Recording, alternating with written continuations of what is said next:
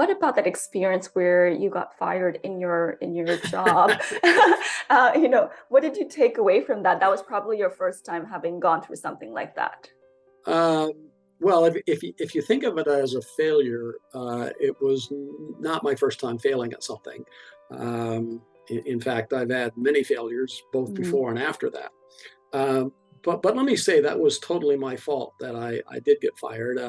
Well, my commanding officer was quite right to fire me, and I guess one of the things we teach our students in strategy here at Ivy is a concept called management preferences and the importance of management preferences.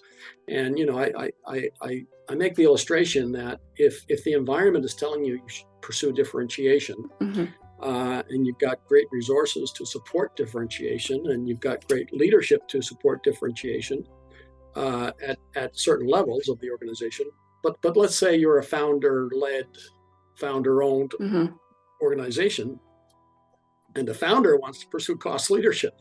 Well, then you better be willing to pay attention to the founder's preferences.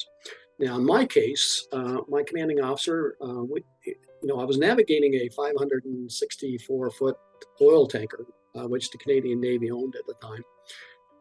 And my commanding officer was what I would call a very risk adverse, appropriately so, a very risk adverse commanding officer. And I was a somewhat of a cowboy. And so I tried to navigate the ship as if I were the commanding officer, the way I would Mm, want it, navigated if I were the commanding mhm, officer, mhm. without regard to the way he wanted it navigated. So, in other words, I misconstrued or didn't pay attention to what I now understand from a strategy perspective as the management preferences of my Mhm, boss. mm, And because I didn't understand the management preferences of my boss and pay attention to them, mhm, he lost confidence in me, and I lost confidence in mm, him mhm, because of the lack of confidence. And at one point, after about 10 months, I went to see him and said, "Sir, this is not working." And he mhm, looked at me and said, "Yes, and I've asked for your replacement." mhm. Now, it was that incident that led to me going to a non-naval job, still in the Right. military, but a non-naval job, Mhm, where I was able to do my MBA, mhm, which after I finished my MBA 4 months later led to me to becoming an mhm. academic. So Right. that failure, Mhm, in essence, had a huge impact on mhm, my future career. And I think, to be fair, um, several years after I became an academic, in fact, several years after I came here to Ivy, I was considering reflecting on that one day, and it occurred to me that really enjoyed my time in the Navy. Don't get me wrong. I mean, mhm, I had ups and downs in the Navy, but I really enjoyed my time in the Navy. And I was reflecting how much I was enjoying my time as an academic at the same time. So two careers that I've really enjoyed. But what hit me one day as I was reflecting on this was that academia was my home. The Navy hadn't been my home. Now, I mhm, don't know if that makes sense, but it makes sense to me. mhm, I've been an academic now for 32 years, having left the mhm, Navy in 1990, retired from the Navy in 1990. mhm. And there's never a day that I wake up and wish I weren't an academic. Right. There's Yeah. never a day I wake up when I have to teach and wish I didn't have to teach. Mm, mm. It's my home, if that Yeah. makes sense. Yeah, it's an amazing feeling. And that Yeah. was one of the questions I was going to ask you because now, as you transition out of your current job, as you said, you're retiring next year, how are you dealing with these changes and, that next stage in your life and where you want to be going? Well, my daughter and one of my former executive MBA students encouraged me to um, invest in my future, and so I'm asking myself what I do want to do when I retire, Hmm. and I'm Hmm. very careful to frame what I'm doing as Hmm. retiring from Ivy. Hmm. I'm not framing it as I'm retiring. Right. Uh, at the moment, I've put several irons in the fire, and we'll see which one of them sparks or gets heated up. I enjoy what I do so much that Hmm. I want to continue doing it in some way, Hmm. shape, or form. Hmm.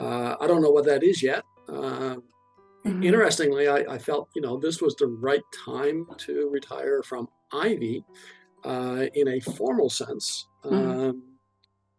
But there are many ways that someone like myself, with the health that I'm blessed to have and the energy that I have, there are many things I can do that I have the ability to do that can continue to, hopefully in some very small way, impact society and people that I interact with.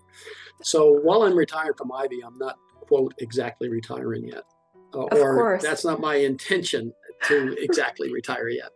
Well, if you had to think about that dream for yourself, Glenn, like where do you see yourself in 10 years? Like what's the vision you hold? Oh, wow. Well, I guess the first thing would be still in really good health.